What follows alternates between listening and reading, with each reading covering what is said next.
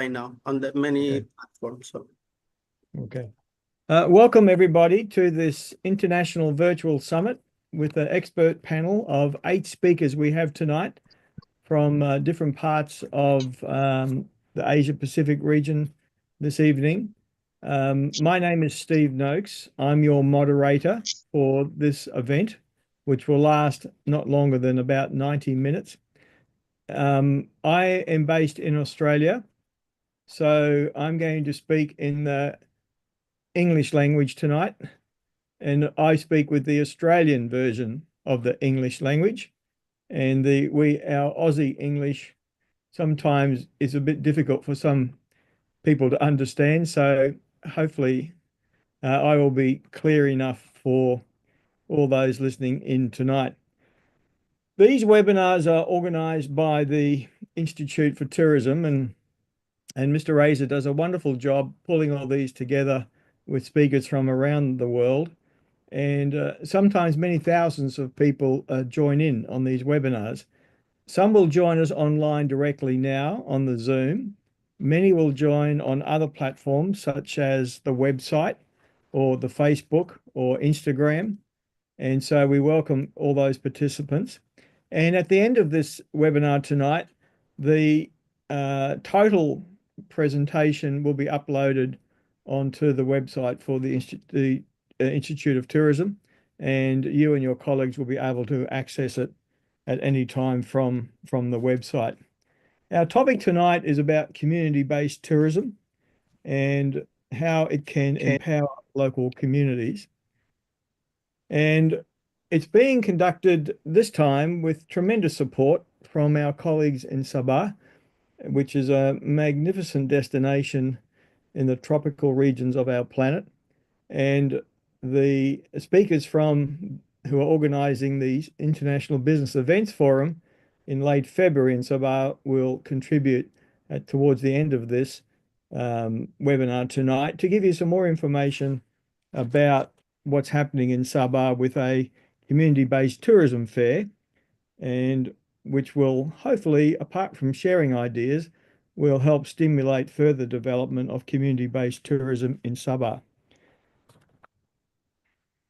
Well, now, our speakers tonight, first we'll start with the CEO of the Pacific Asia Travel Association, Mr. Noor, will join us, followed by the CEO of the Sabah Tourism Board, Julius, and then Professor Noel Scott from Australia, uh, Professor Jenny Chan from the University of Sabah, Malaysia, and then Mr. Ajay, who's the president of the Travel Agents Federation of India, and also the president of the International Institute for Peace and Tourism, from which these webinars grew.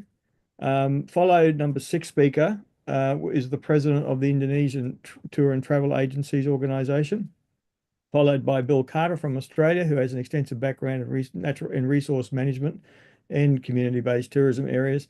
And then we'll finish off with our colleagues from Singapore and Malaysia, particularly in relation to focusing on the opportunities that will come from the tourism fair at the end of February. So, what is community-based tourism? It means different things to different people. And in my case, here in Australia, I'm involved with a business called Binnaburra Lodge. It's been going for over 90 years, and it's very embedded in a community of shareholders and in the local community. And it's one model where you could use many of the characteristics of community-based tourism to explain the nature of that business. A very different model of what could be determined as community-based tourism also is a business I'm involved with in Indonesia called Eco Lodges Indonesia, where we own and operate 4 lodges in adjacent to protected areas. And those lodges are very much about building the skills, capacity, and awareness of local communities to engage in ecotourism as a form of biodiversity conservation. Two very different environments, two very different models. Both of them, though, have many of the characteristics often associated with community-based tourism. So, what are some of the key characteristics that I've seen over many years in this business when it comes to community-based tourism. It involves local communities. There's different ways that the ownership of the land and the infrastructure can be organized. There's different models of management at the destination level and at the individual enterprise or community level. There's a need to make sure that there's a net economic benefit that accrues to the local communities. And very importantly, the visitor will want an authentic cultural experience, and also in terms of the ability to understand more about the heritage and the history and the natural resources and the utilization of those resources in the destination. Now, all those experiences, all those things add up to creating the visitor experience, but they need some sort of prevailing conditions to apply. And we need to look then at the relative political structures and power structures, government structures within the destination and within the country, the particular cultural context. It might be at a national level, a provincial level, a local or regional level. The languages that are used by the community and by the industry and by the various visitor segments that come to the destination, the the knowledge and the skills and the attitude of the local people and all those involved in the tourism supply chain that are going to be involved in bringing visitors to a particular destination. No destination is going to work unless there's transport, sea, air, whatever it's going to be. But people need to get there, and then there's an issue of who controls or owns the infrastructure and the transport services and what benefits that might be able to be accrued to local communities. And critical these days is access to technology, and that's technology infrastructure, um, and skills to use that technology to be a part of a global tourism system.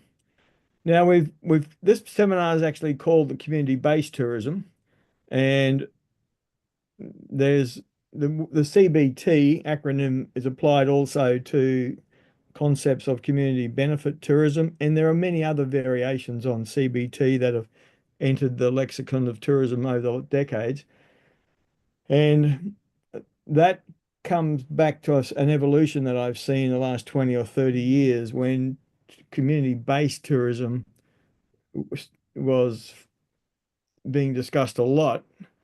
It was very much associated with the pro-poor tourism agenda of helping, of using it as a tool to help reduce poverty levels in communities.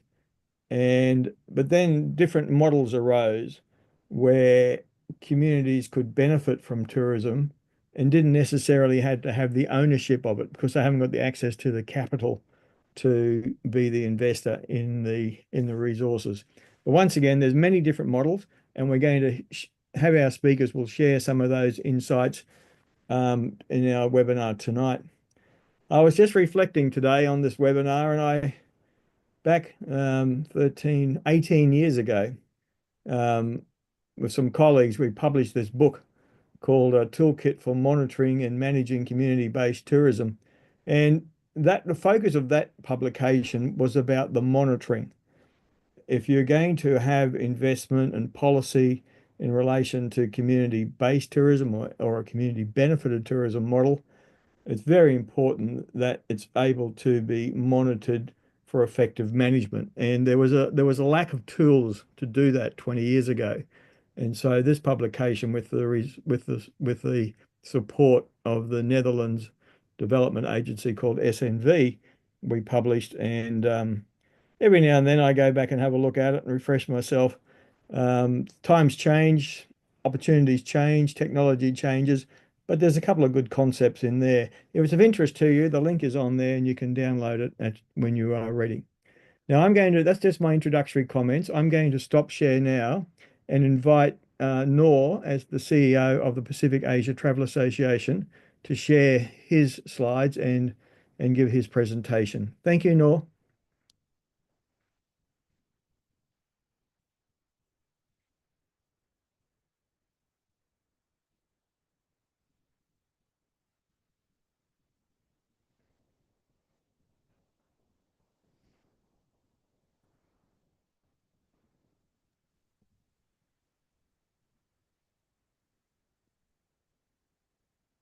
Okay, can you hear me?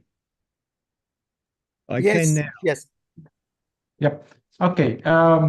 First and foremost, thank you, Steve, for the introduction, and thank you to Institute of Tourism for having me today. I'm not sure why I have the subtitles under my screen, but I guess that's quite all right. So good evening from Bangkok, from Pacific Asia Travel Association of PATA. For those who are not familiar with PATA, we are not-for-profit international association which promotes responsible tourism to, from, and within the Asia Pacific region. Our membership comprises more than 500 members around the region and also across the globe, coming from the public sector as well as the private sector and SMEs, and also youth and educational institution. So what we do is we integrate benefits to our members, especially the trade sectors, in developing the responsible tourism. And I think Steve has mentioned quite a lot about the community-based tourism, or what he called now as the community benefit tourism. But all in all, I think what I'm going to share with you is some of the program and activities that PATA has undertaken over the last few years, especially during and after the pandemic, because I think the community at the heart of the tourism industry plays an important role to the development of tourism and reaching out to the benefits. So obviously, when tourism is community driven, it becomes a tool for cultural preservation, economic empowerment, and environmental stewardship, as Steve has mentioned early on. And from what we are seeing, about 65 to 85% of profit stays within the community. When we talk about the community-based tourism and how it impacts the society from the social empowerment, cultural preservation, economic benefits, and also environmental stewardship. And as I mentioned early on, I would like to share with you some of the initiatives that we have done. So from the perspective of the Pacific Asia Travel Association of PATA, we have done a project with a funding agency from the European Union, and this initiative has been done immediately during and after the COVID-19 itself. So we have done a project with Swiss Asia, which is about the greening of Thai tourism, which is a very much community-based.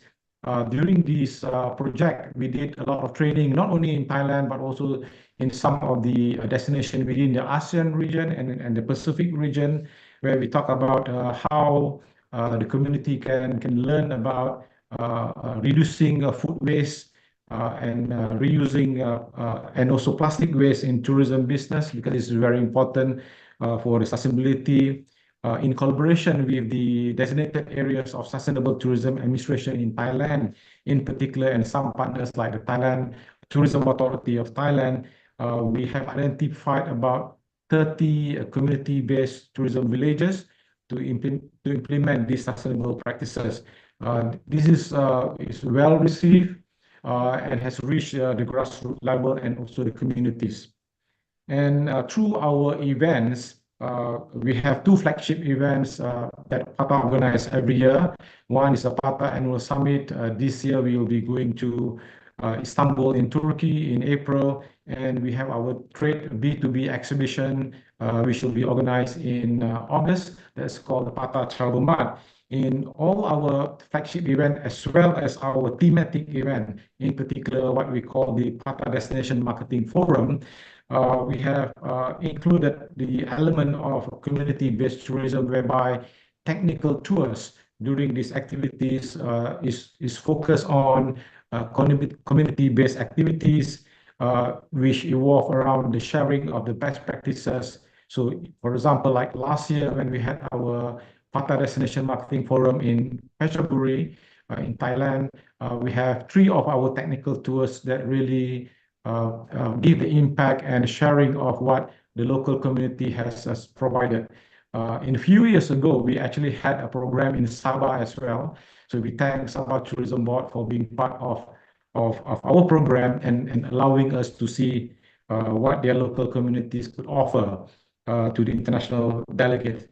So for this year, our PATA Patah Destination Marketing Forum will be going to Chiang Rai, another destination within Thailand that will also focus on the technical tours that I've already mentioned earlier on. Not just from the funding agency and events, we have also looked at the what we call the capacity building. This has becoming quite a popular request from our destination members. We have rolled out a few capacity building training that reach out to the local communities in particular. Like recently, we did the AI transformation training in Sarawak. We also had something similar in Macau and also in India. So this is what we've been doing and bringing in the expertise from all around the world to share with the local communities.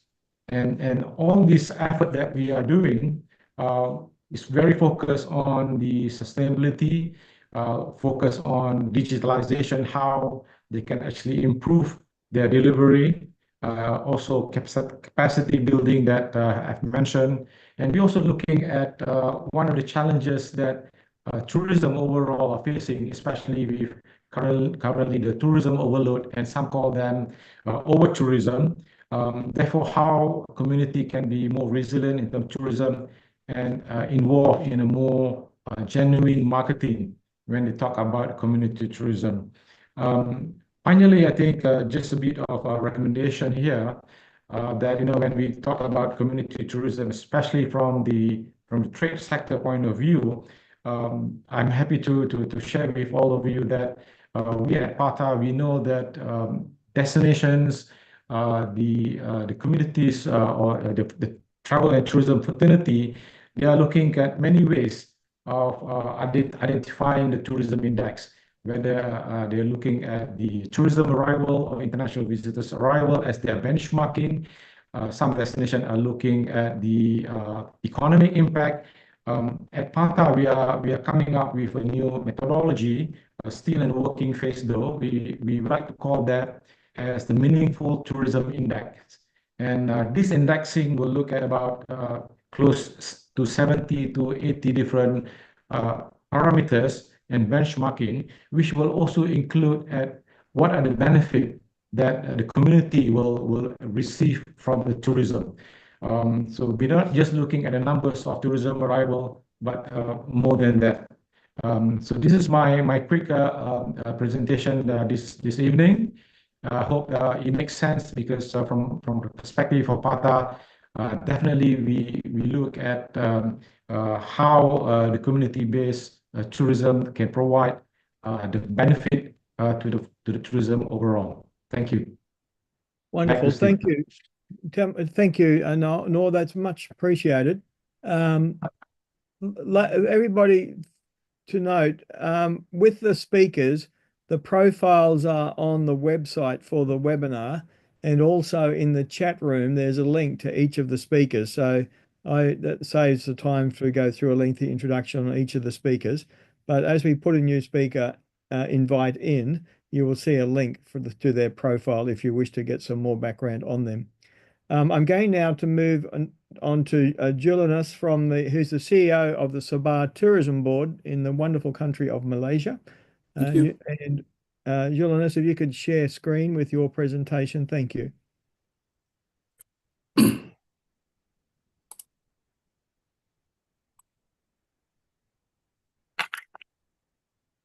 Yes, Steve.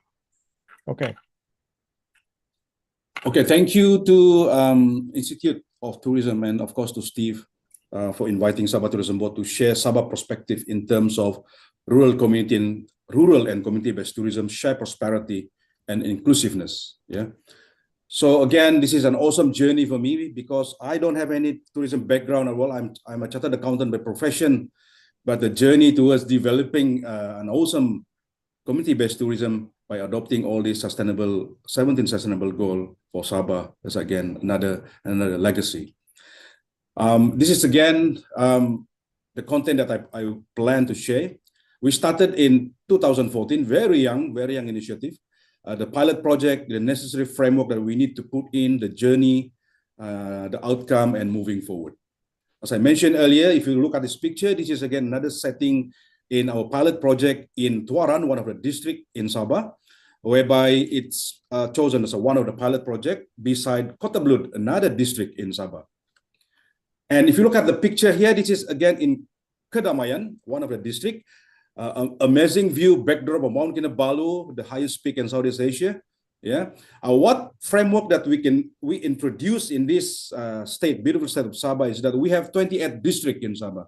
So within the district, we set up District Tourism Action Council, headed by the district officer.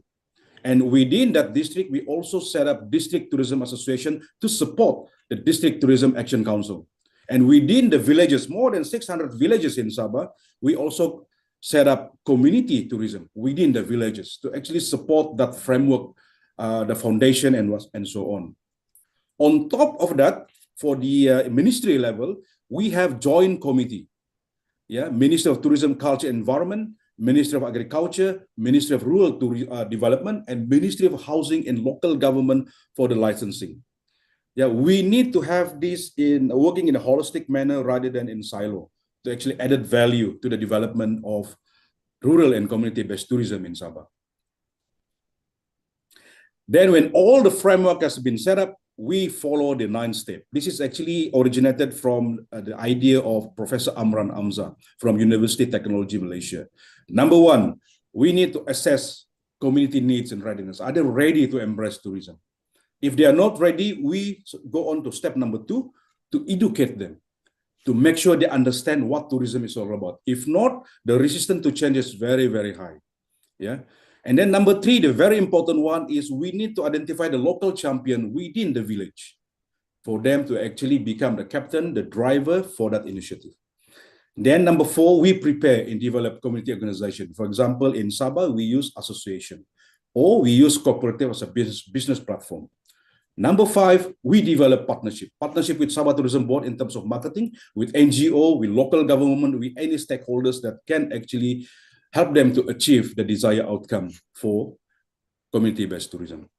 Number 6, we adopt integrated approach. For example, surrounding villages, like 6 to 7 villages, we integrate those products within that particular spectrum of villages.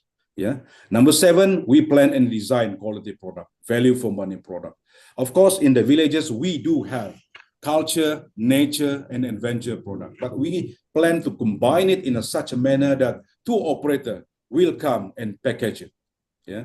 Number 8, identify the market. They work together with Sabah Tourism Board to identify whether that particular product is suitable for China market, Korea market, Euro market, and so on.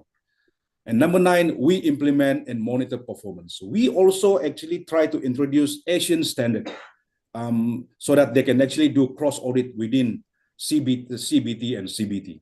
Number 9, of course, opportunity for improvement for value for money proposition. Yeah, all the 9 steps in a brief so that we can have a constructive or integrated approach towards achieving the desired CBT.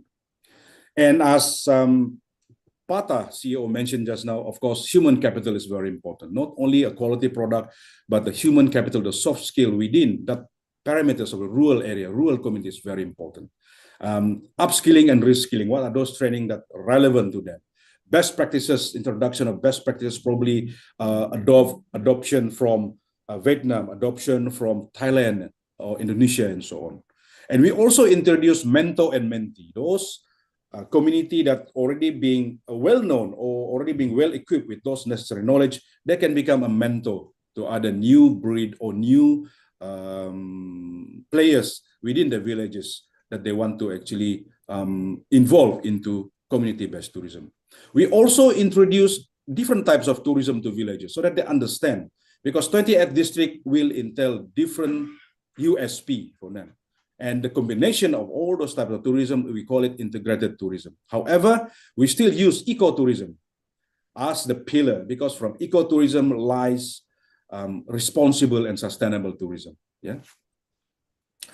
And as I mentioned earlier, sustainable tourism, we introduce also the triple bottom line of sustainability. It's not only about profit, but they also need to protect the environment, the planet, and empower the people.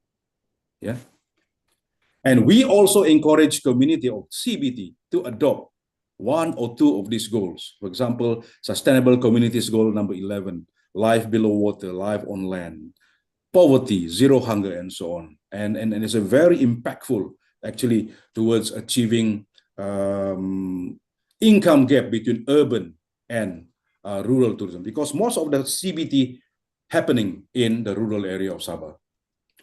And not forgetting, we also equip them with the necessary training, how they can use all social media to position rural tourism product or community-based tourism product in the rural area of Sabah. Again, as I mentioned earlier, these two pilot projects, District of Tuaran, District of Kota Blut, all the pictures are actually from that particular area. Very beautiful. You need to come here and visit. And 2023 and 2024, this is again more or less the estimate income from that particular 18 district. We have 28, only 18 district were registered. It's about more or less like 1.5 million US dollar for that particular. It is very small, a lot of things to be done, but I think we need to keep the ball rolling to achieve a better or a greater outcome, maybe 10 or 5 to 10 years from now. Yeah, instead of only income, they also generated job opportunity. Like 2023, about 755. 2024 is about 850. Yeah, job opportunity created. And they also received quite a number of achievement from Asian standard, Asian community-based tourism standard, Asian homestay standard, and so on. Yeah, but for me, the glaring thing is that one of the village in Kinabatangan, famous with wildlife, they received this UNWTO Best Tourism Village in Spain in 2021. That's a very beautiful village, a very structured community-based tourism. And also one of the remote area in Sabah, they call it Suk or Batu Lunguyan, where all women, they produce a beautiful handicraft and they achieve the World Craft Council Award from UNESCO in 2022. Yeah, and being Sabah, I think become the focal point, the referral point for other state in Malaysia. For example, Terengganu, Melaka, Johor Bahru, Pahang, and Sarawak came over to Sabah Tourism Board, and they want to learn how we do it. Yeah, so sharing is caring. The more people doing this, I think the more socio-economic enhancement can be imparted to the local people.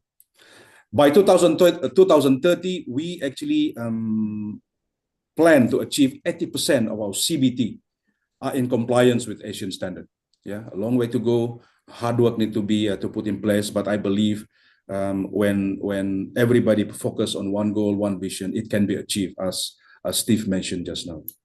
And CBT, I also introduced CBT, community-based tourism, but I changed it a bit. C is the courage, and B is the belief for the rural community to transform themselves. And before I end, if culture, adventure, and nature are your passion, probably Sabah is definitely your destination. Thank you, Steve.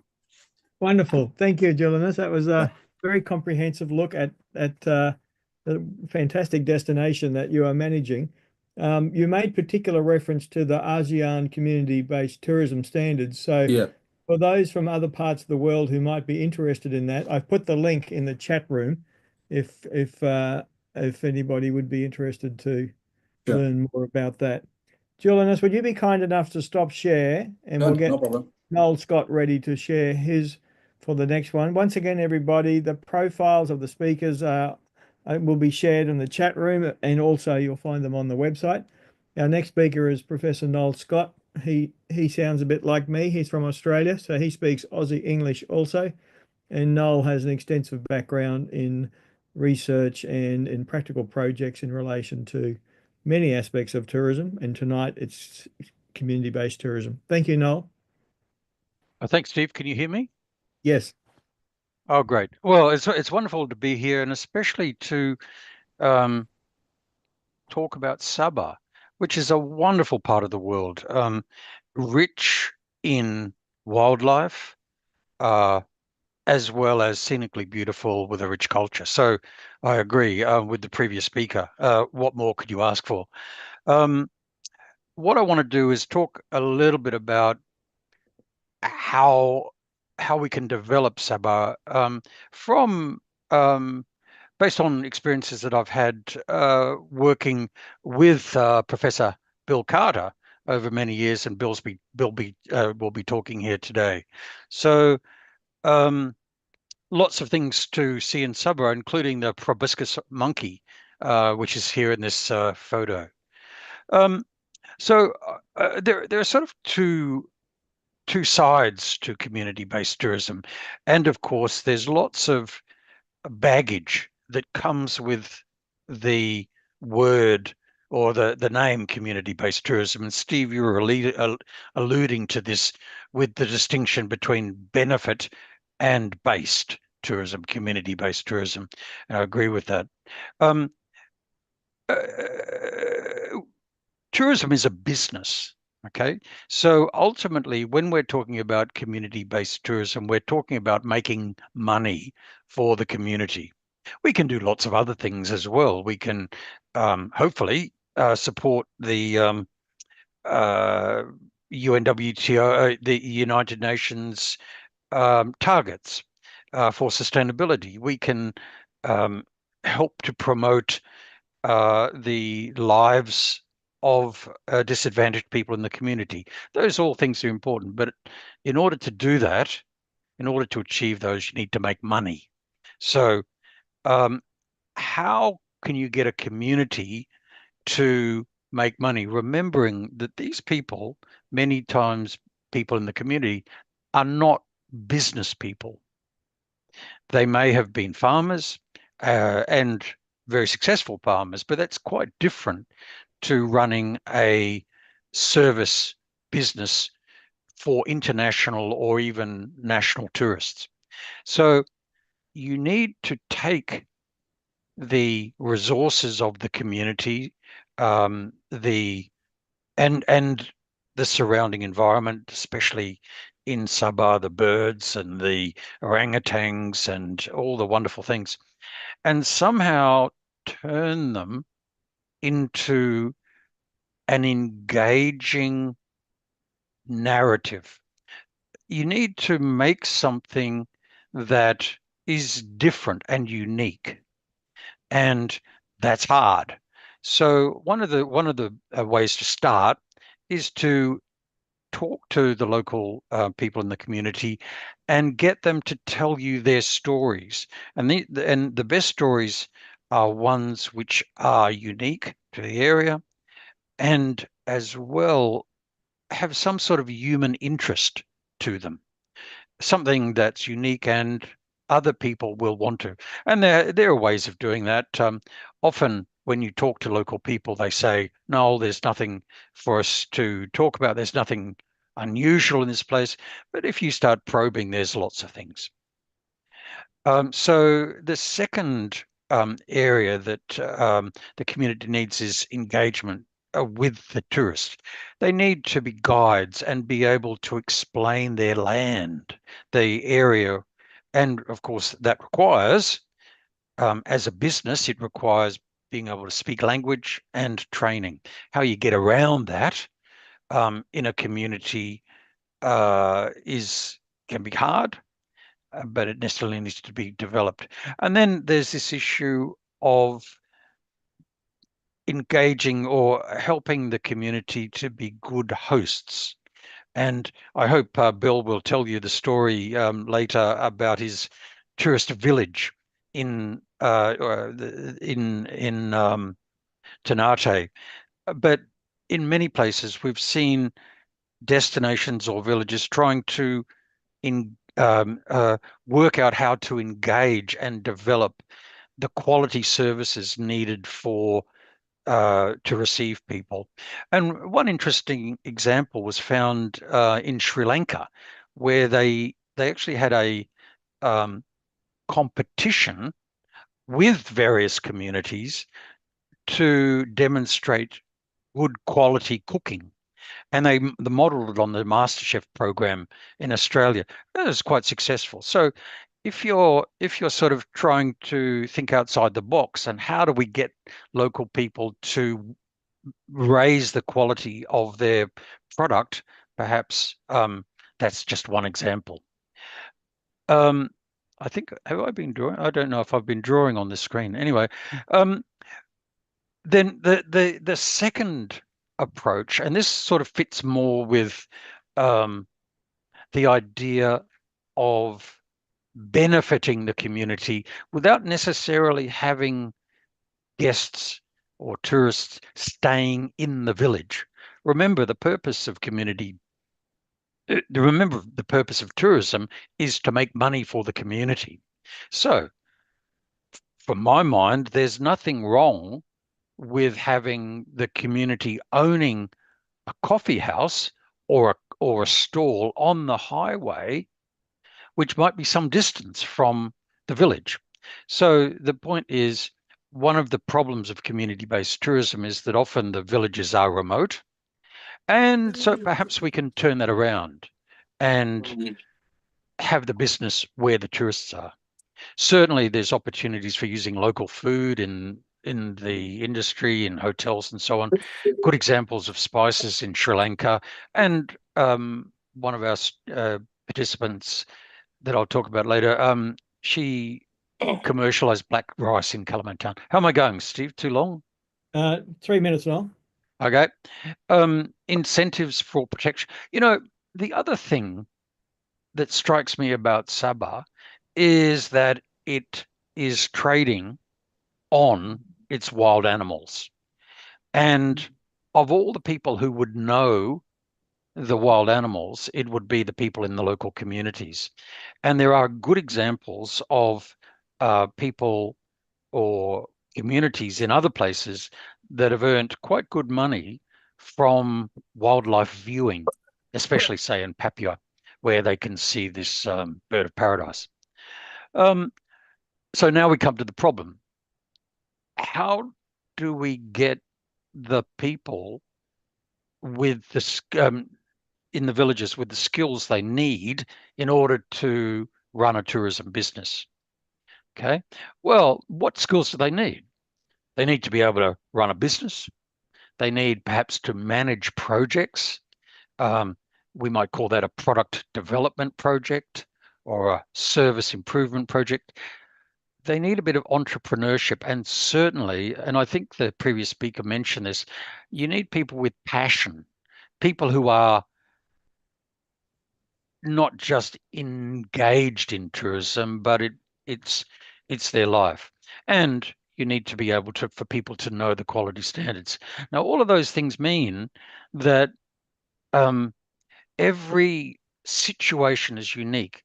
Often what we've found is that you need to go and identify the combination of person or village, resource and market that makes sense.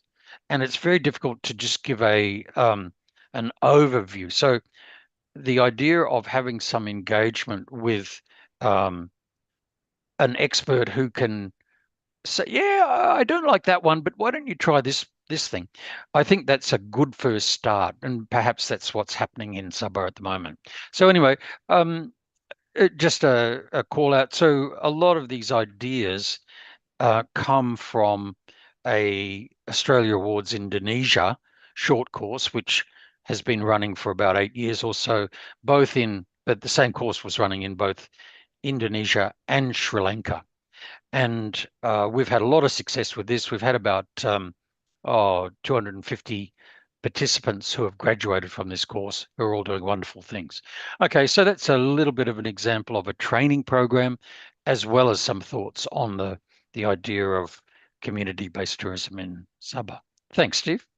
Wonderful. Thank you very much, Noel, for that, your contributions and your overview, drawing on many years of experience and also on those projects like the Australia Awards projects in Indonesia, which are just fantastic to help communities identify an opportunity, get motivated, and do something that's really meaningful for their communities. Oh, Steve, just one last thing. I noticed that one of our participants from the Australia Awards Indonesia is actually online now. So maybe you can wave. And I think Who- you're going to be talking about community-based tourism tomorrow. Is that right? Yes. Okay. Thank you, Prof. Noel. Hi, Okay. everyone. Hey, how are you? Okay, let's we're going, if we have time at the end, we'll do a little question and answer, but let's just see how we go with the 90 minutes. I'm going to move on now to Professor Jennifer Chan from the University of Sabah in Malaysia. Jennifer, are you there to share your screen?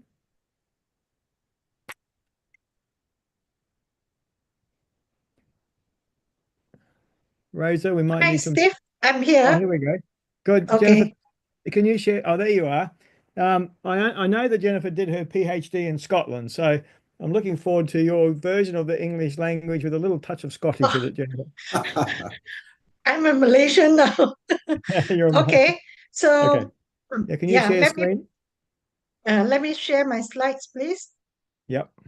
Can you see Okay. can you see my Yep. slides? We've got Okay. it. Can you make it click on the view from slide number 1 so it's full screen? Sorry. Okay. Uh, On slide give me a show. Up minute. slide Give me a show minute. from the beginning. Is that better? Yep, that's it. Yeah, You that's got good. Thank Okay. Yeah. First of all, thank you very much for the invitation from Institute of Tourism. And good evening, good afternoon, good night, good morning to everyone. Welcome to my session. So I'm going to take you to a special area called Kinabalu UNESCO Global Geopark with respect to how we empower community-based tourism. So Kinabalu Park has been just gazetted as a UNESCO Global Geopark. So the community-based tourism is very crucial within that particular area. So what I'm going to share with you is what are the issues and ways forward for to strengthen and to empower this community-based tourism within Kinabalu UNESCO Global Park. A little bit of the concept of Geopark. Geopark was formed with the aim to preserve ecosystem, landscape, and well-being of the local community. So community involvement within the geopark is very important. And in terms of geopark development framework, we're looking at the conservation issue, we're looking into economy development and community development and their participation. So in the case of Kinabalu National Park, which is gazetted as a UNESCO park, which is considered as a very valuable geological heritage resources. So this Kinabalu UNESCO Global Geopark consists of 3 districts: Kota Marudu, Kota Belud, and part of the Ranau. And within this huge geopark, there are 14 geosites, 7 biological sites, and 7 cultural sites. So this gives the local community a great opportunity to develop community-based tourism. Yeah. So as we know that community-based tourism can be considered as a pathway towards building up sustainable livelihood and bringing to enhance the well-being of Kinabalu UNESCO Geopark, right? So three critical factors that when we talk about empowering community-based tourism, we need to look at the context or the context and the quality of the local community, in the sense that towards the extent of the knowledge, the population of the community, and on top of that, the place itself can become a contributing factors that leading to the empowering the local community towards sustainable tourism. And finally, what type of resources within that community that it has. In the case like Kinabalu UNESCO Park, we are talking about geological heritage, geological landscape. We are talking about cultural heritage. We are talking about biodiversity. So these resources has a very strong connection in terms of empowering the community-based tourism, because the geological, the cultural heritage, and the biodiversity implies that the local community must have all this substantial knowledge in terms of empowerment, right? So in the case of Kinabalu Park context, empowerment here, it means changing the belief and the behavior of the local community towards a positive impact and building up the trust. Because through my research, we found that when we go into these three places, many of them are facing conflict among the local communities. They sort of having very little positive towards promoting geopark, and also little trust among themselves, how they can actually empower themselves and making Kinabalu Park as a community-based tourism. So in terms of knowledge and guidance, they are very much needed. And another thing within the context of this geopark, sustainable practices and growth is a key for to maintain the Kinabalu UNESCO Global Geopark with respect to the community-based tourism. Yeah. So I want to share with you, this is some of the finding from my research for the local community, why they are not involved in geopark. In the case of Ranao district, many of them stated that they are lacking of knowledge, they're lacking of awareness in terms of turning this geopark as one of the community-based tourism. And there is very much lacking of human capital competence. In the case of Kota Marudu, again, knowledge and awareness of the concept of geopark, geotourism as leading to a community-based tourism. On top of that, there is an issue of governance and limited initiative to commit. They have very little initiative to commit because of the belief that whether if they spend a lot of times and turn this Jopa as a community-based tourism, is that going to be successful, right? In the case of Kota Belud, again, the knowledge and the awareness. And another aspect is the locality. Locality here means that the context of the location, that as in terms of access is very difficult for the tourists and for themselves to promote this community-based tourism. Yeah. So another finding regards to ways to develop Jopa in a sustainable manner. Again, the local community are facing the issue of corporations and how to promote tourism. There's very little funding from them, and also issue again on human capital development. This implies that the local community need more training, need more skills to enhance their knowledge and competency in managing this community-based tourism. So in the case of Kota Marudu, the similar one, finding is an issue, cooperation with other agency. They have this difficulty and ways to cooperate with other government agency, and then they see that community-based tourism within this JOPA actually give them very little employment opportunity. In the case of right now, they very much needed awareness program, collaboration, community collaborations, promote employment opportunity as well as training. So in that sense, within the Geopark, the finding shows that ways to develop Geopark, these are the critical area or issue that we need to address in order to strengthen the community-based tourism within that geopark. Yeah.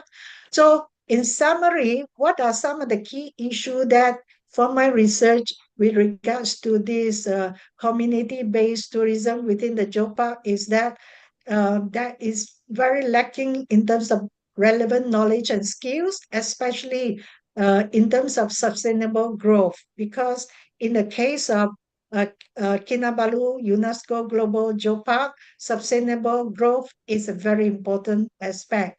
Secondly, relevant intervention program and funding is very much needed for this community-based tourism, and not many community actually involved and engaged in the tourism sector. A lot of them also facing the issue of how to collaborate, how to reduce conflict among themselves and other agency. Another key aspect is that they do not know how to create values based on the existing geological landscape, cultural heritage, and biodiversity. What they do is just promote whatever they have. But in fact, it has the opportunity for them with the proper skills, they can actually add values based on these resources. And what is more important is the governance, because in terms of geopark, this is considered as a valuable heritage rich asset.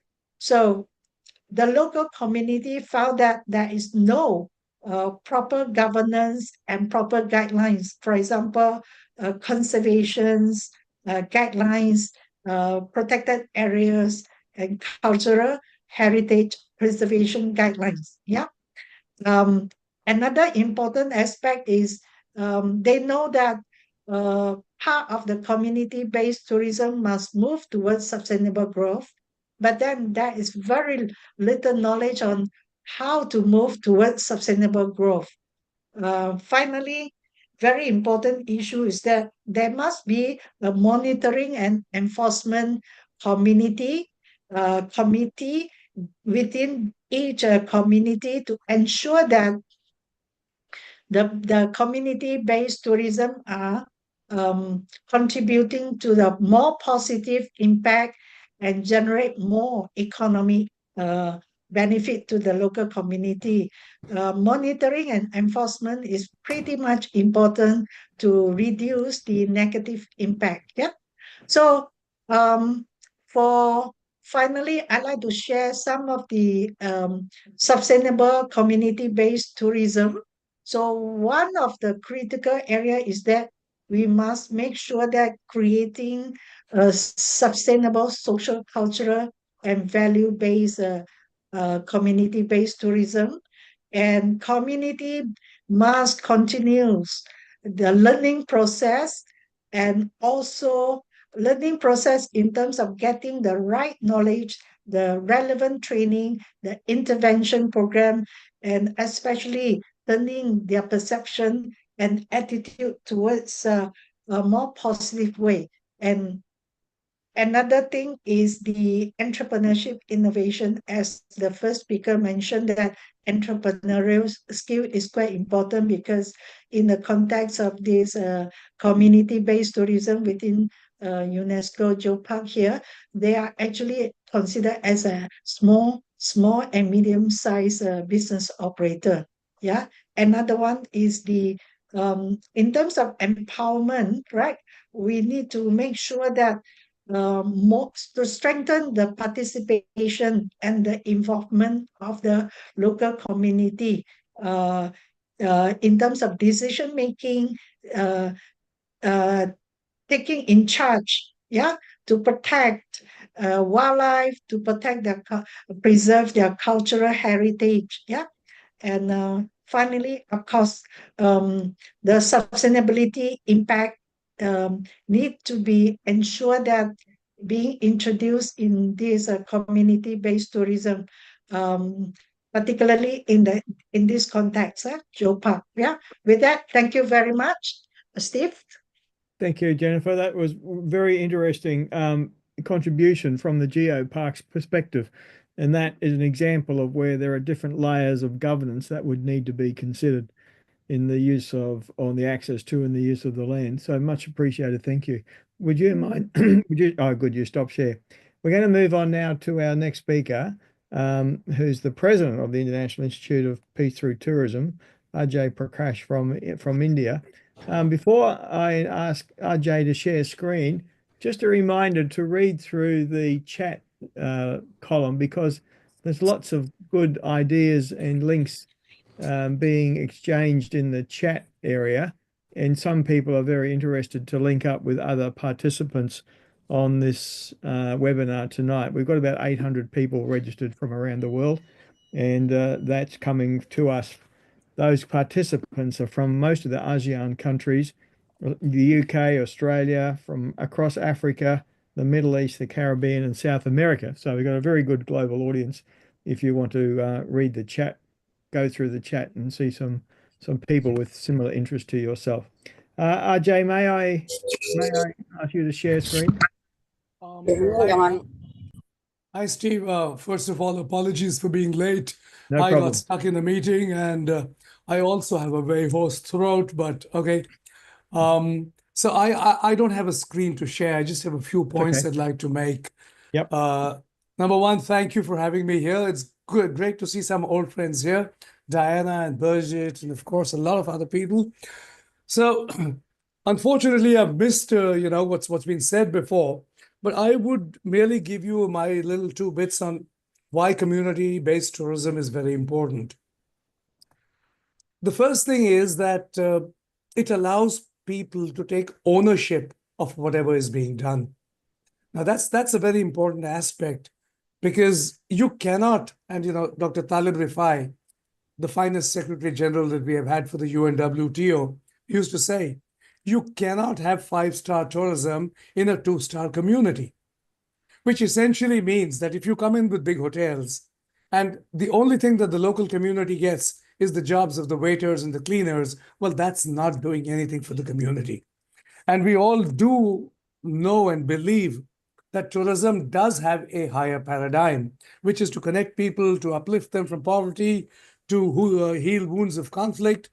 All that will not happen unless the community takes ownership of the tourism product that is being offered. And we have a phenomenal example of that in the Caribbean, where my colleague Diana has been running this amazing program called Villages as Businesses. And it's all about community. So these are the kind of models that we really need to get out and get more people interested in, and for them to see the benefits of doing something like this. So as I said, the first thing that community-based tourism does is to give the host community or the destination the capability and the potential and the opportunity of taking ownership. And when that happens, you find that the entire community benefits, because number one, the money stays. It's not sucked out by some big, multinational conglomerate. If it's community-based tourism, the money stays, and it actually helps the community to prosper. And the third thing that I find, which can be a very, very powerful thing, is that it gives the youth, and especially, when we're talking about not so economically well-off people, it gives the youth an opportunity to discover avenues which go beyond street corner violence and, stuff like that. Because it's being done within the community, by the community elders, perhaps, there is an inspiration, there is an opportunity, and that's what it's about. At the end of the day, I mean, all of us are like, we're going to pass on. It's the younger generation that needs to believe that there is a role for them, a constructive role for them to play. I was in Vietnam just now. We did this Taffy convention where we took 300 travel agents from across India into a province called Ninh Bình, which is in northern Vietnam, fairly close to Hanoi. And they have this amazing place which has been developed into a very, very beautiful tourist site. It's called Chang'an. Now, Chang'an is a system of caves, of caverns, of small, big, which are like set inside a water body, huge water body. And there are the only people who take you there are the women. And it's the local community, it's a tribe there that was doing nothing, but has now found this employment. So there are like 200 or 300 boats over there. And these women, it's amazing. They row for 2 hours at a stretch. It's quite awesome. But what it's done is because the community got involved, A, the water body is clean. B, there is employment opportunities for them. So this is the kind of tourism which is like homegrown, stays at home, the money stays there, is the kind of tourism which is really the best. I was in Sabah a few years ago. Again, we did a taffy convention in Kota Kinabalu. Now, that was again an amazing place. And the last one we did was again in Malaysian Borneo, in Sarawak, in a place called Kuching. Again, what we found in Kuching was that there are handicraft makers, again, indigenous tribes, who are doing this thing because there is an avenue. So I live in Mumbai. Next to my house is what would otherwise be called a lovely fishing village. Unfortunately, despite our best efforts, we haven't been able so far to get the locals there involved. It could be a beautiful place with cafes and on the waterfront. We're still working on it, but it will happen. And when it does, again, you've created a new experience and the benefit comes to the community. So this is my 2 bits on why I think it's important that instead of going for the 5-star hotels, we all look at how we can sustain community-based tourism, which in the long run is really the way to go, because that will also be sustainable. If it's happening in your home, you make sure it's done right. If it's a big property where you have no ownership, it's somebody else's problem. At your doorstep, it's your problem. So that's the way to go. Right. That's it, Steve. Great. Thank you, Jay. Thank you for, we've got some participants tonight from Vietnam, and I'm sure they were very interested in your reaction to the experience at Ninh Bình when those very fit women are making prosperous progress out of tourism sector. And thank you also for your contributions to the International Institute of Peace through Tourism. That's a major task that you take on, and also, of course, your great work with the Travel Agents Federation of India, because given India is one of the big emerging inbound and outbound travel nations of the planet, the more engagement the rest of us have with India, the better. We're going to move on now to Selamat Malam, Ibu Nunang from Indonesia. Are you with us? Yes. Aha, you're on your phone out in the street somewhere. How are you tonight? Fine, thanks. Thank you very much for your invitation. Yes. Where are you in Jakarta? Yes, I'm in Jakarta now. Okay. Are you going to use a PowerPoint? Yes, you are going to use a PowerPoint. Yes. Okay, over to you. Okay, thank you.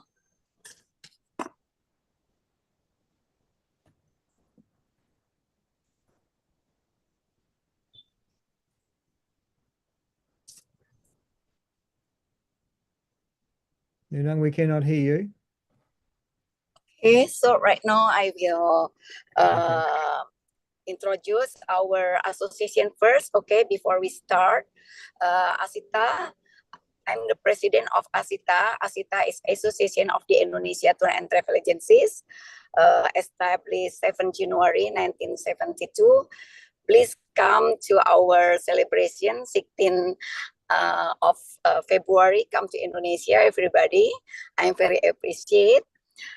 And then ASITA members more than 7,000 travel agencies across 35 provinces.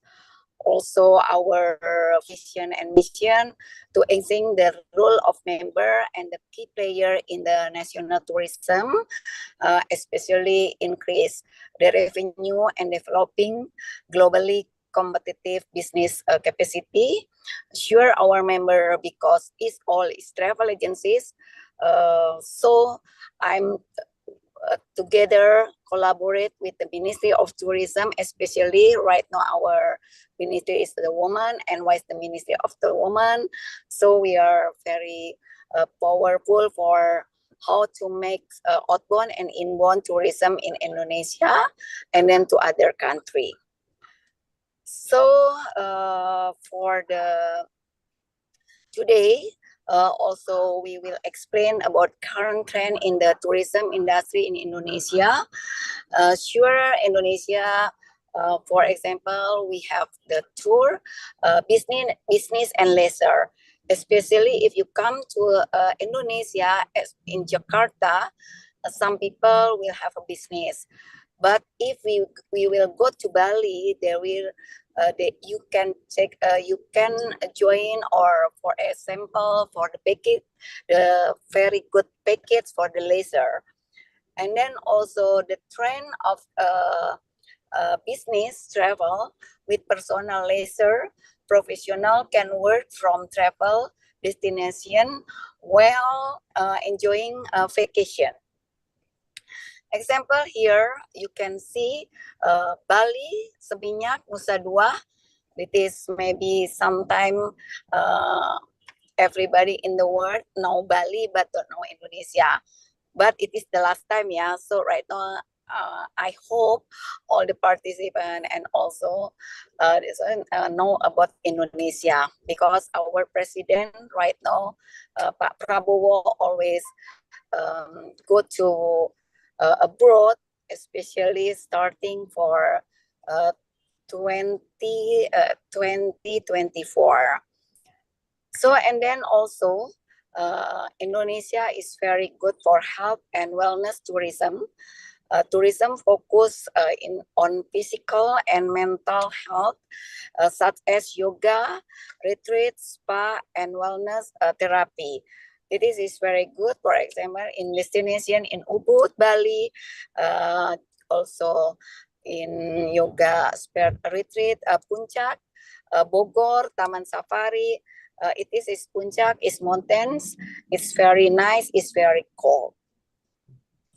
And then current trend in tourism industry in Indonesia, ecotourism, because you know tourism that priorities the preservation of natural, the local culture with focus for sustainable and minimal environment impact.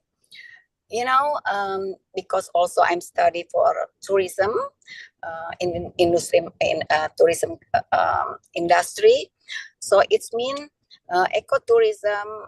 Some people, every country is different. Like you like a mountains, beach, ecotourism. So in Indonesia, there, if you want to go the very culture, and then it's very fantastic in Bali. And if you want to go to ecotourism, you can come to Raja Ampat, West Papua. Also in Bromo Tengger Semeru National Park in East Java, and then also Komodo. Komodo, it is very good because it is the seven wonder Komodo. And then also market potential of community-based tourism. It is Indonesia is very huge affiliate in Indonesia. We have more than 74,000 villages, and then also Ministry of Home Affairs, Republic Indonesia, its village has significant and potential to be developed into community-based tourism. Destination only natural resources, but also culture and tourism attraction.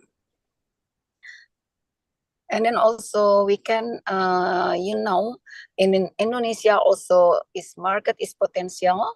The small and medium enterprise sector in Indonesia also play crucial role, many involved in the production of local goods and services like handicraft and other culture products, which are highly after by tourism saying authentic experience.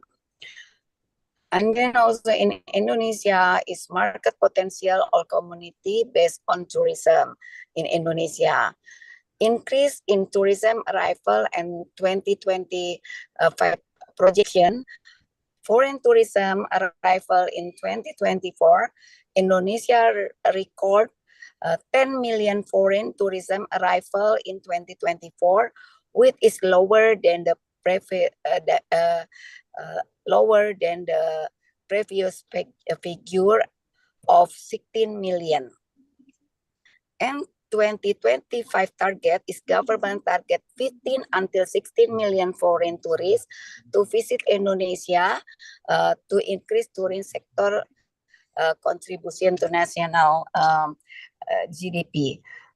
In fact, sometimes Indonesia also still more promote because our population almost 300 million people.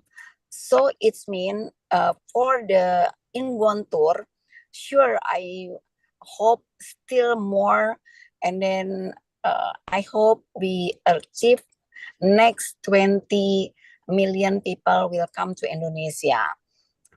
So it is also we collaborate with government support for community-based tourism. Publication of book by Ministry of Tourism, also information tourism awareness group, also government support for community-based tourism, inaugurate Desa Wisata Indonesia.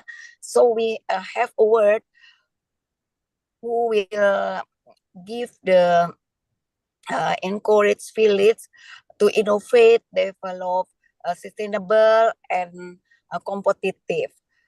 So in 2024, the total more than 6,000 villages from across Indonesia participate in ADB. It is true to this program, the village receive both national and international promote attraction tourism. This is we can see in the picture in the Great Desa Wisata 2024. It is very nice because it is from the home. We make a renovation and make it, you will convenient come to in the village. It is like the home, but it is very convenient and very good view. You can see in our picture. Asita rules also in developing community-based tourism, especially Asita, what I said, we always promote every country, Indonesia to all over the world, America, Europe, ASEAN, Australia, because I need, and then because I'm from industry, especially the president of Asita, sure, Asita very active to promote community-based destination tours, initiative, and then roadshow, sales mission program, international market in Asia, what I said, Middle East, the Pacific, Europe, American, and Africa. Also, the program aims to introduce unique local destination, including community-based tourism village, to global audience through strategic collaboration with local and international stakeholders. This initiative global awareness of Indonesia's sustainable tourism potential.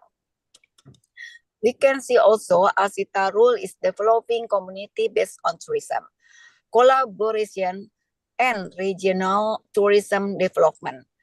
Asita facilitate collaboration between local communities, the government, and private sector to develop community-based tourism region. This initiative primarily focus on economic empowerment, culture, preservation, and active community involved in managing and implementing community-based on tourism with positively impact local well. Important to Indonesia and Malaysia. Indonesia and Malaysia, both countries are rich culture, heritage, and then also unique traditional that attract tourism from all over the world. CBT offer a way to ensure tourism benefit local community while maintaining their culture integrity. For economic impact, CBT initiative create for job, both local business and reduce poverty by aging local community in the tourism value chains. Conclusion, community-based tourism as a part of a forward by working together, Indonesia and Malaysia can set a global example of how CBT can be powerful tool for sustainable tourism, community involvement, and cross-culture collaboration. This is cross-culture is very important because I'm study also in Japan for especially cross-culture. Because if we know cross-culture in itself, we know all the habit, and then we can good hospitality when everybody for all over the world come to Indonesia. And then call to action. Let us continue to strengthen the partnership between our country, ensuring that tourism benefit and local community, preserve culture and protect our nature heritage for the most important generations to come. This is thank you very much for your invite me. I'm very appreciate because again we must focus for tourism, especially because also we can make benefit, and then also we can collaborate everything. And then once again, thank you very much, and then good evening. Thank you. Terima kasih, Bu. You did very well on your phone. That's wonderful. Thank You know, you. you highlight when we talk about CBT initiatives around the world, given the geographical size of Indonesia and the population base, and the Ministry of Tourism, you know, talks about doing initiatives CBT for 6,000 communities, and that will continue to grow. It's a very strategic approach that Indonesia is taking towards CBT. And so congratulations to the work that Indonesia is doing in that area. We are now going to move on to our next speaker, Dr. Bill Carter. Bill is from Australia, so like me, he sounds like Aussie English. Bill, do you wish to share screen with your slides? Thank you. Steve, before we do, can you hear me? Because I'm using a new headset, so I don't know if it works. Yes, I could hear you okay.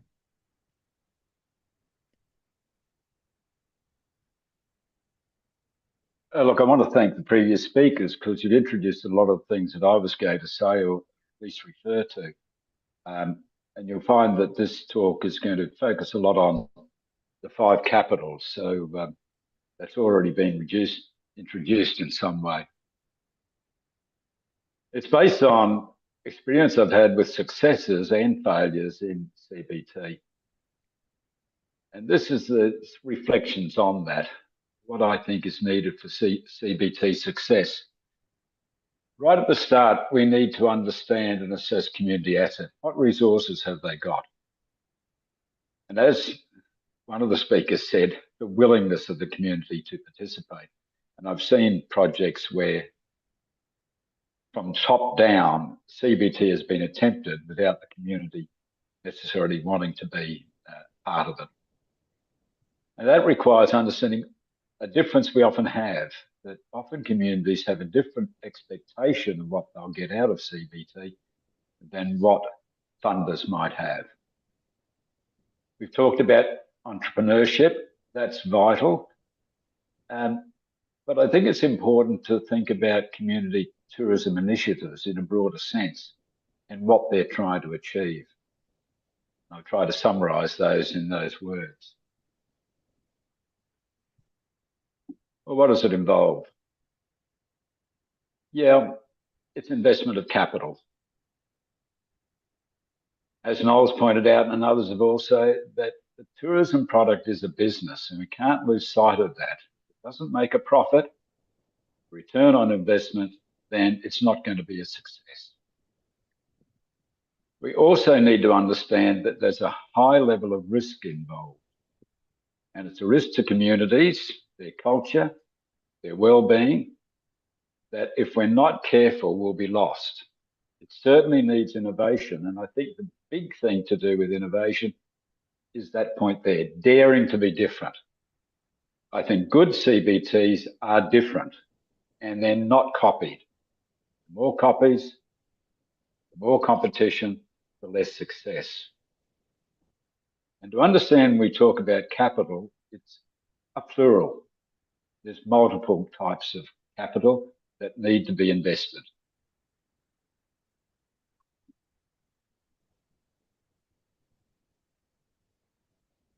Too much in one slide to cover in the short time I've got here.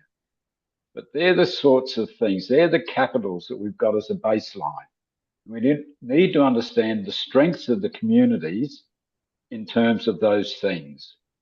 The hard one is the ones coming up on the side. Where does the financial capital come from? It comes from those other things. And where does culture fit in?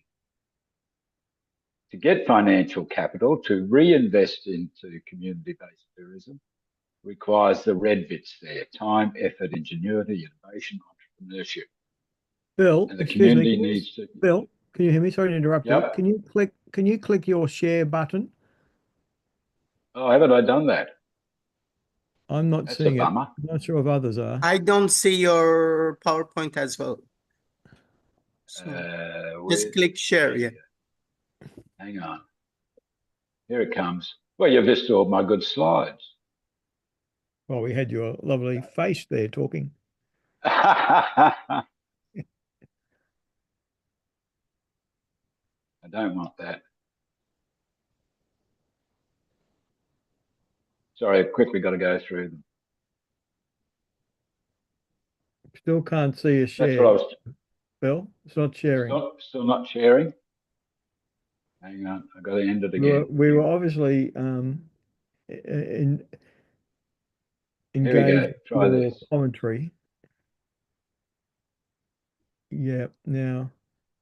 Now, can you see it? Yeah, but not full screen. Can you click it as full screen? Yep, got it. Sorry, now I'm to failure. Sorry, can I just go back one of these? I want to go to previous.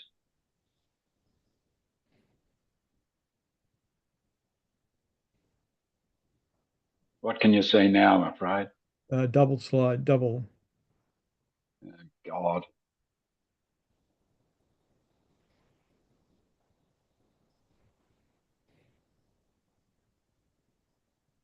Right click. Right click. Right click. That's okay. That's okay. I mean, it's quite Right visible. click. Hide presenter view. Okay, you want to go previous? Right We click. got it. We got it. Press previous and press again because you have a lot of animation. Yep. So that's what I was talking about with regard to the capitals. And communities have those things if they can be developed, and they're the basic resources that contribute to community-based tourism. What I was raving on about, they're the things that contribute to financial capital, and culture seems to be a link between people and the human-made items. Financial capital is generated by the red bits there: time, effort, ingenuity, innovation, entrepreneurship. But which of these capitals is a community endowed? And often that varies, and understanding that's vital to success. Failures occur though. And this is my experience, that rarely is it entrepreneurship. Time is usually available. There are pressures on that. Communities seem to be able to want to put in the effort, but sometimes ingenuity is missing. Too much copying going on. As a result, innovation is one of the major things I think makes CBT fail or contributes to failure. What I think a major impediment is this understanding when capitals need to be invested and then maintaining those capital investments. For example, often in developing a CBT, natural assets are degraded. So that capital is not available anymore. This has already been said. When we're talking about things that might lead to failure is not considering target markets and what the market wants. But the one I want to focus on tonight is business status. Depending on where you are on the spectrum, hopefully you can see this, different capitals are needed to be invested. And I've arranged this in two ways. The top one in grey is external capitals. So capitals being invested from someone outside the community. And internal capitals are what the community has. When we're talking at the start, what are the precursors for success? And people have talked about this. When we're picking a place that can be developed for community-based tourism, are there fundamentals that need to be in place for it to work? And I think the main factor there, which I've tried to emphasize in bold writing, is social capital. The community works well together. Once initiation started, that's when we might get some external input, could be useful. And that's human capital, expertise that can come in the sister community to develop their CBT. Again, I think the major factor that makes it work for initiation of the CBT is social capital, the fact that we have a community working together. But of course, those other things are needed: expertise, natural environment, a little bit of financial investment, and constructions for facilities for tourists. Establishments where the big action occurs. So that's where external capital can help, human and financial. But if we look at what I think is important from an internal capital point of view, it covers all of those things, perhaps less to construct it at that establishment phase. If we don't get that, we won't go to the next step, which is the initial operation, and the CBT fails. We need to get the operation, the initiative, the CBT being sustainable. Everyone talks about that. We know it's a fundamental to CBTs. But my experience, to make it sustainable, it's got to come internal, from the internal part of capital investments.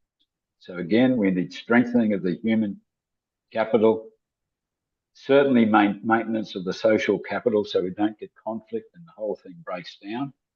And then we will probably have sustainability. The last one there, I think, is often forgotten. We need adaptation. No business survivor does the same thing over and over again. Same applies to CBTs. And in my mind, that's where we do need some external capital to come into play. But mainly, hopefully, by this stage, there's enough internal capacity to drive the adaptation that's needed for the successful long-term operation and sustainable operation of the CBT. And that's where I'll stop. And by the way, all of the photos relate to the project I was involved with in Ternate, North Maluku, Indonesia. Great. Bill, thank you very much for that presentation of your, brings together a lot of your experience and thinking over many, many decades into a model that can be tested in many different destinations, I'm sure. So much appreciated, Bill. Thank you. We're going to move on to our final speaker, which is actually two speakers.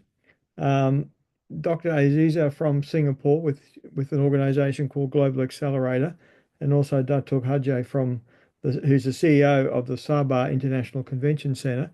Both these women are playing a leading role in ASEAN and further afield than that, incidentally, in terms of the leadership, the innovation, and the motivation that they've both been able to give in their respective fields of work. And it's just great to see them come together and harness their respective skills to contribute even more to our industry.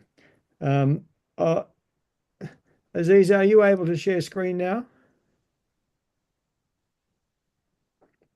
Yes, I am. So thank you so much, Professor Steve, for introducing. And I'm so grateful that we are able to come together. Thanks to Institute Tourism for putting this together. We want to introduce, very importantly, because my role in this whole ecosystem, as many of you would have come to our conscious capitalism conversation on tourism industry. So we are a Shine Go Global is the impact investing community where we bring in a complete ecosystem. It's very exciting to hear all the speakers because we talked a lot about problems and what kind of solutions are possible. How many of you would like to see some action in progress? How many of you like to see that? So we're going to show you some actions in progress. And I know a lot of amazing actions are already happening in other parts of the world. So before I go into giving some insights of how we are working with Sabah as a destination for global growth and bringing in conscious capitalism into play, I would love to get Dato' Haja Rosmawati to introduce. She has to rush off to an event right now because she is the CEO, but she's an amazing woman, inspiring so many people in ground level in Sabah. So she is going to give a quick introduction, and then I'll continue forward on what she's going to be sharing on the about the Be in Sabah event. As you can see my listing, and she has it on her screen. So Be in Sabah is to be in Sabah, why you should be there. Dato' Haja, why don't you take it away? Okay. Thank you, Dr. Aziza, and thank you all. It's very exciting to meet you all this virtual, but I feel like I'm with you all. Okay, we are going to have this BE in Sabah.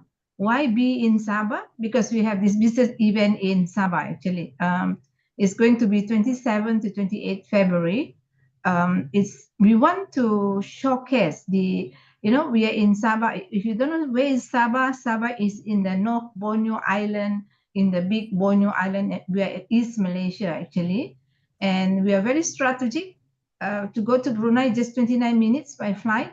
And there's one district where the living room is Malaysia, the kitchen is Indonesia. So what we're going to do is to make Sabah as the gateway for East ASEAN. We are actually, if you talk about Sabah, we're only 4 million. But when you put about East Asian, that is Brunei, Indonesia, Philippines and Southern Island, Indonesia is where they're going to have this capital city of Jakarta, Kalimantan, and Brunei. We are about 80 million population. So in terms of geography and our landscape, we're more the same. We have the beautiful island, we have the mountain. Sabah has the highest mountain in Southeast Asia. And we have most beautiful diving sipadan, that among the 10 top in the world. And actually we are, in terms of tourism attraction, we are blessed by God. We have the mountain, rivers, we have the forest. We have a conservation area where if you put Singapore, the size is 10 times the size of Singapore, actually. That is Danum Valley, Malay Basin, Imbak.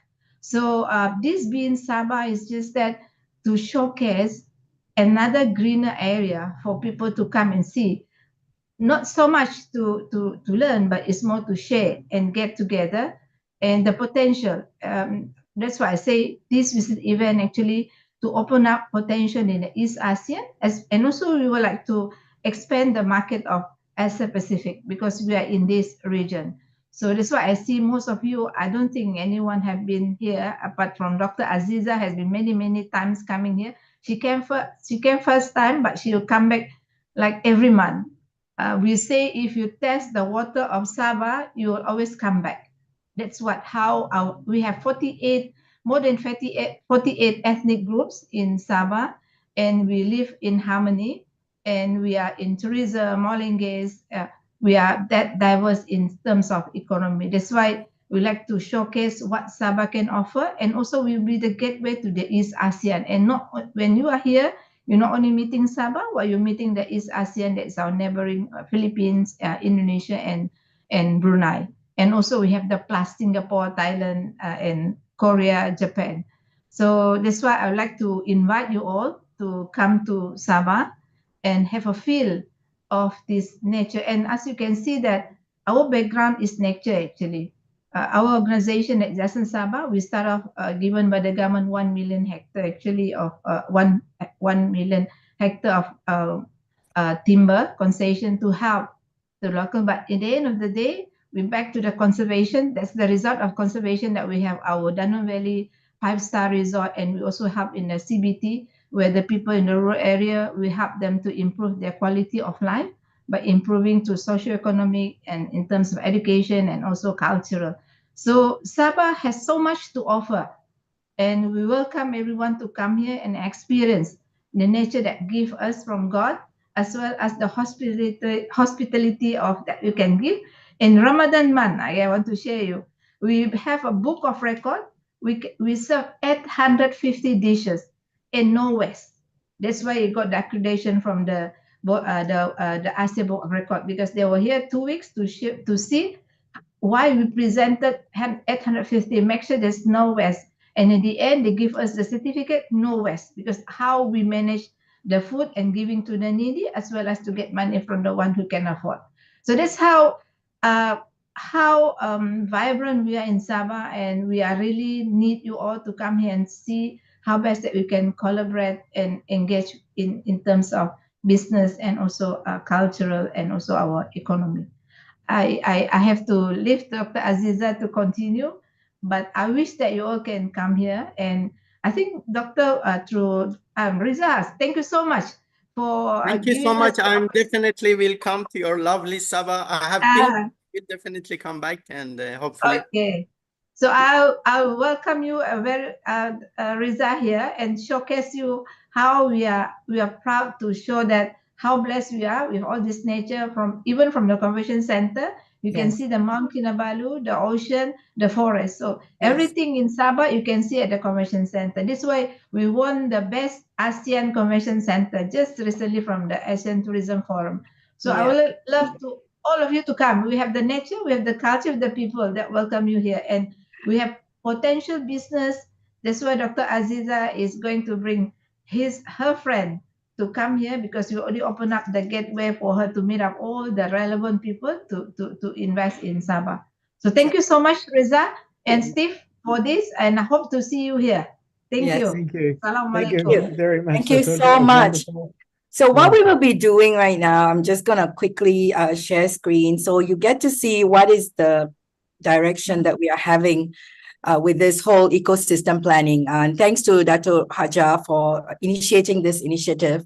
So I want to show you how we are putting together the whole solution, where we are using Sabah as a testimony for the work of revolutionizing business and wellness tourism from Asia. And this is really about impact investing. We are a community for the last 20 over years experience in raising consciousness through programs and quality connections, and we're going into innovative dynamics and also accessing international funds. So this is just an overview. If you want to share one sentence about Shine Go Global, is we are transforming the way people do business, travel, impacts lives globally through conscious capitalism. I loved it. Today's session, the keep on repeated conversation was about what? To take serious look at tourism as a business and not to just play around with it. So how can we make serious efforts towards tourism dynamics? By the way, this is one of our mentors.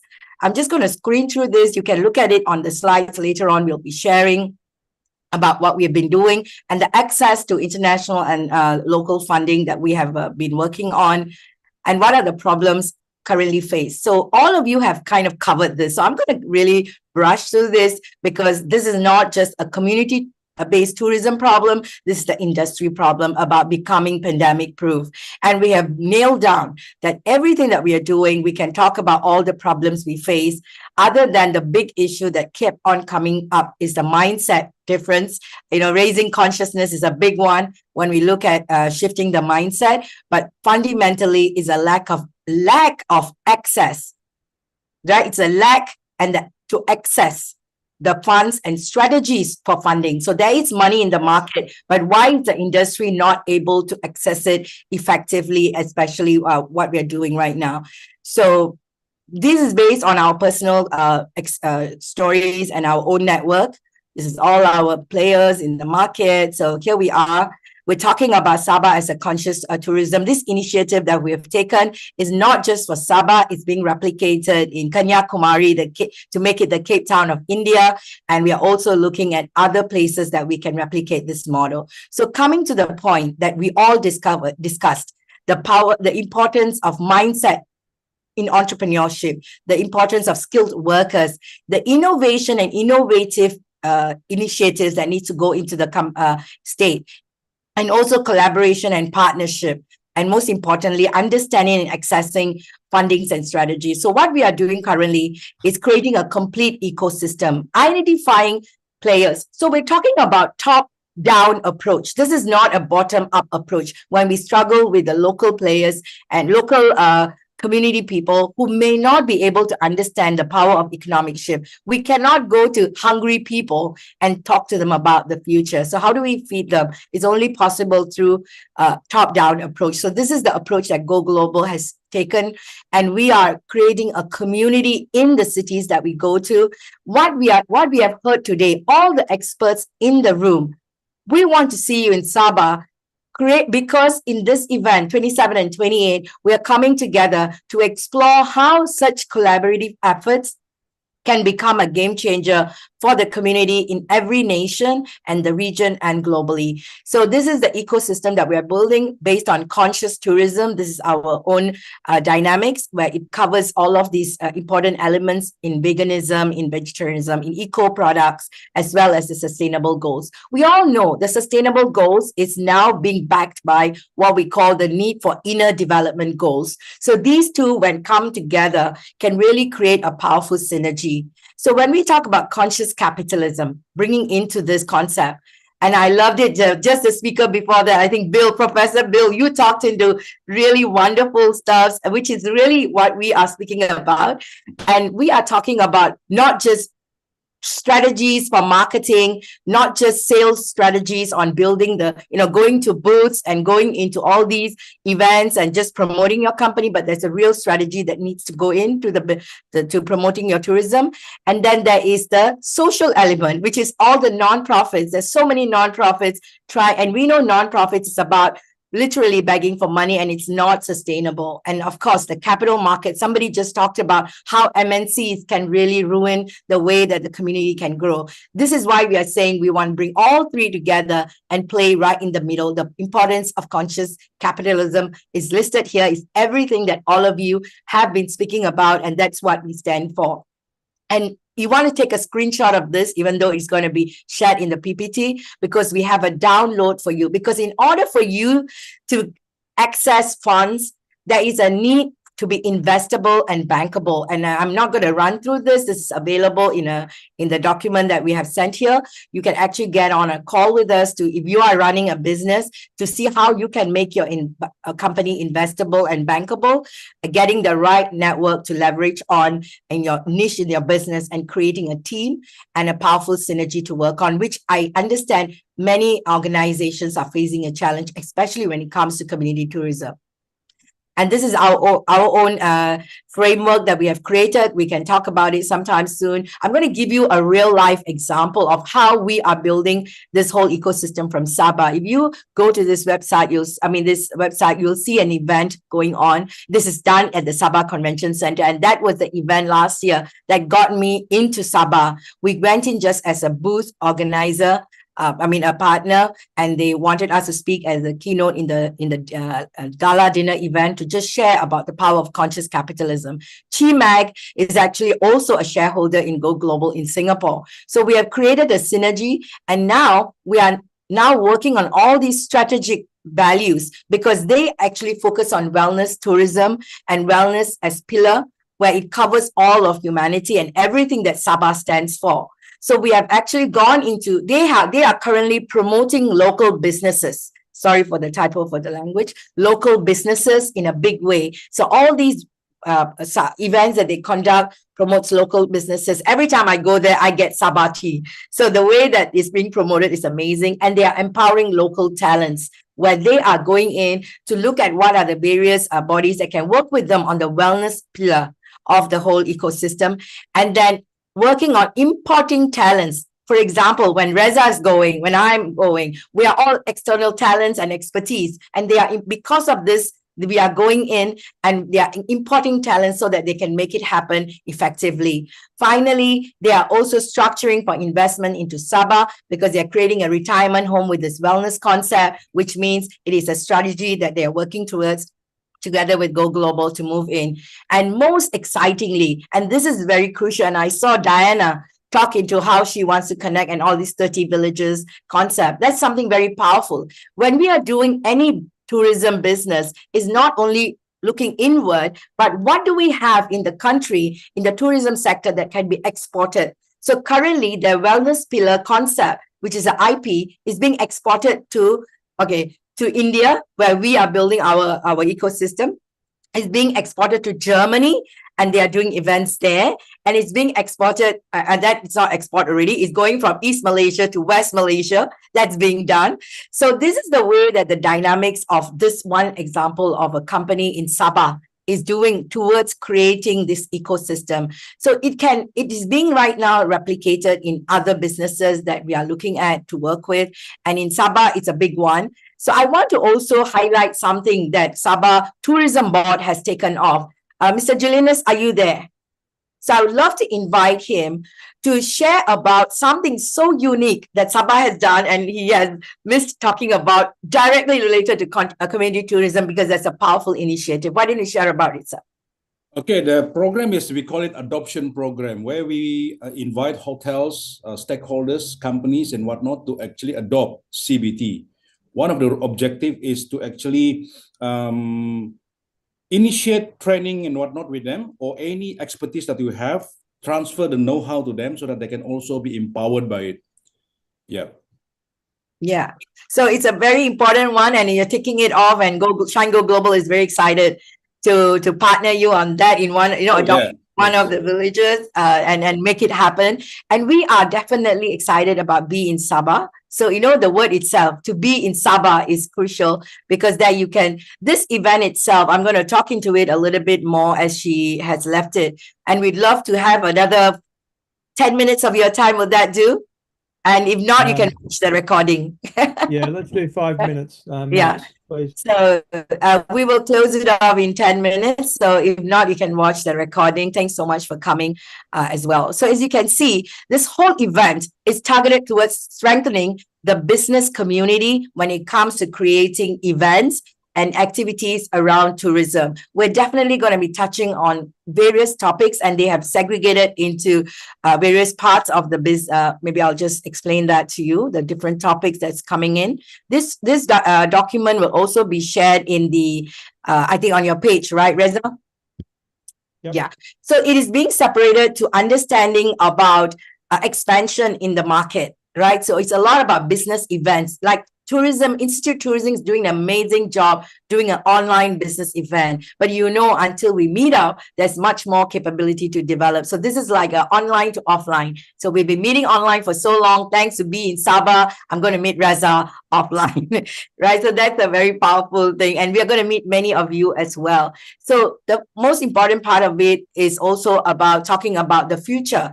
And those who are interested in creating events, there's going to be conversations around designing events to make it a successful one. And also industry leaders on talking on retention and talent acquisition, which is one of the most powerful requirement that we talked about till now.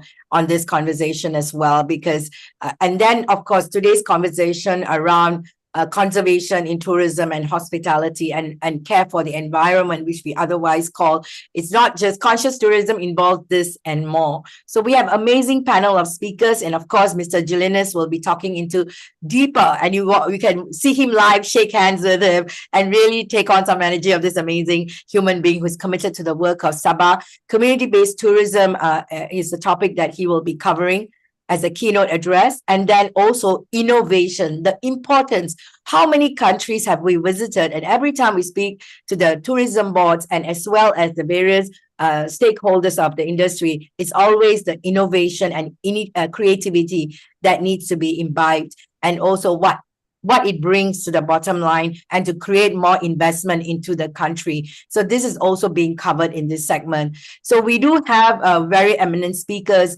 like Mr. Mike, who is also a game-changing dynamics he has done over the years in his work. And Dame Doria, you want to Google her. She has done wonderful events outside of US, staying in US, using her licensing program, not only in Chinese, but also in Japanese. And we are right now doing it in Tamil and many other languages, Bahasa Malaysia. So how do you do events and make money even without going there? So this is actually a powerful tool, and she will be sharing her expertise of 40 years. And of course, Mr. Rude Jansen will also be covering the most important thing that we want to advocate for Asia is to design and programs that really impact and transformational. So this is really exciting for us to work together. And we would like to welcome you to Sabah only because we want to see you. We want to create this ecosystem that can be replicated not only in Sabah exponentially, working together with the Sabah team, but also with the international bodies that will be interested to adopt it in the region. And with that, I would love to open up for any questions that you might have. Yes, I think that somebody's asking about other parts of India. Yes, we eat elephant one piece at a time. No, I'm not I'm not an elephant eater, so we go one at a time. But definitely, one thing that everybody left with earlier on, and they said it, I think it was Professor Steve, you said to get passionate people in the local market. I mean, it can be very tiring if we go to any place and we don't have local players who are passionate about their own place. I will not be, we had huge learning experiences in India and other cities. So we never go to any markets until we get a strong buy-in by the community, by the people in the network, especially the business leaders, so that we can tie it in and make it a comprehensive ecosystem as well. So with that, I want to say thank you for showing up. Once again, thank you, Reza, for the partnership. Shango Global is always excited to work with you, and we look forward to connecting more. Yeah, thank you very much, Aziza. It's a wonderful way to finish off our 90-minute webinar, which is about 2 hours now. And that just shows the level of wonderful contributions that we've had tonight. We run out of question and answer, but if anybody wants to engage, you can do that through the Institute Tourism website, and the links and the contacts of people will be given there. Look, just in summary, what we've discussed today or tonight is this idea of community-based tourism with wonderful support from our colleagues there in Sabah. But I think some of the key themes that came through were the economic benefits that can come from employment and revenue generation, local goods, and giving an opportunity beyond traditional farming activities for a lot of communities in developing economies. But there's also community-based tourism in developed economies and in urban centres in developed areas, as well as in developing and emerging economies also. CBT gives a shared value. It can benefit households, whether they're directly or indirectly employed in that tourism supply, and that's a good thing. And there's also opportunities to set up community funds so that the benefits, economic benefits, are shared with communities. The social aspect is really critical because that's where the skills and the knowledge transfers can occur. It means that infrastructure, both soft infrastructure and hard infrastructure, can be developed, and also gives the local communities a sense of confidence and pride in their destination so that they can engage more in the tourism economy. number of speakers mentioned the environmental conservation components of CBT. That's critical. There's the expectation from all consumers these days about clean and environmentally responsible destinations. And a critical thing about CBT, in whether it's an emerging or developed or developing economy, is the opportunity for female empowerment. And that's an aspect of the tourism sector that's recognizes that it's the women in those communities that are largely responsible for the services and the supply of their facilities that are there in those communities. And critically, is CBT can really enhance the preservation of culture for very diverse communities all over the world. But and it can also be an instrument to encourage younger generations to stay in the village to learn new skills and generate an income rather than have to leave the village and go somewhere else. So on that note, thank all our speakers for contributing. Thank you for everybody for listening. And you can access the full recording online on the Institute Tourism website. Thank you. Thank you. Thank you very much. Thank you so much. Thank you, Steve, for wonderful moderation, and all the speakers was really great. And definitely we will be in Sabah. I don't know, I still see lots of people online. If there are any questions, comment. I see also my dear friend Diana from Jamaica. She's the mother of the community tourism. Let's call her. So if you want to say something, Diana, if you are here, or anybody else, otherwise. I would love to. I think it's a wonderful forum that you have here. I'm excited because what they're showing is that community-based tourism is moving ahead internationally. And thank you very much, Risa, for setting up the International Community Tourism Association, which we have responsibility for the Caribbean. I think that the opportunities are maybe more for 2025.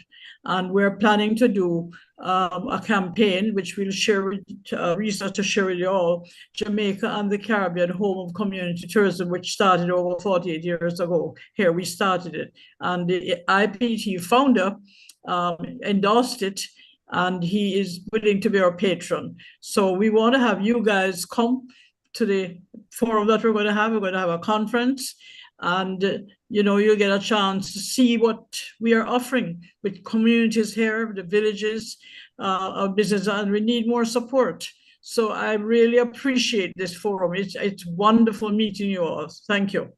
Thank you. Awesome.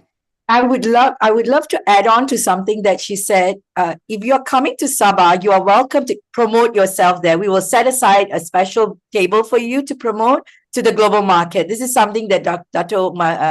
Rosmawati Dr. Haja has also promised all of us. So by the way, I'm a speaker and moderator at the event. I'm promoting because it's passionate to see everybody. I see this as an opportunity. I don't get paid for this, okay? Just to put it yeah, Mr. Julius. Yeah. Let's help each other. Yes, to help each other. I think it's amazing. Yeah. Mr. Mohana, do you have anything to add on? I think you talked a little bit about. Do you want to add on something? He's from Kuala Lumpur. You can promote yourself, no? Okay. I'm really interested. So I'm talking about this tourism. We'll have to invite you to industry. the presenter too. Something that interests me, it is we have a passionate of a country, we have a patriotic, and then we show the country to the world, show the culture to the world. And that is something it's really, really interesting. In fact, the session is going on. I was recalling some of that interesting place, which is we have in Malaysia. It's like a paddy field. That's another place is called it. Also, we can do a tree planting, and also when the birds are migrating, the birds from New Zealand, Australia migrates. It goes to Africa. It stops over in Malaysia. So these are the places. Bird watching, all the things will be done. And there's a lot of beautiful things are there. All right. But the only thing is not brought to the world. Yeah. So, we need to very strategically move. I will connect you to Mr. Julius because we are working seriously on the adopt the village concept. which can really add value. I mean, it's working with the MNCs and the bigger corporates, so they can actually come in and we create visibility together. Yeah, thank you. Thank you so much.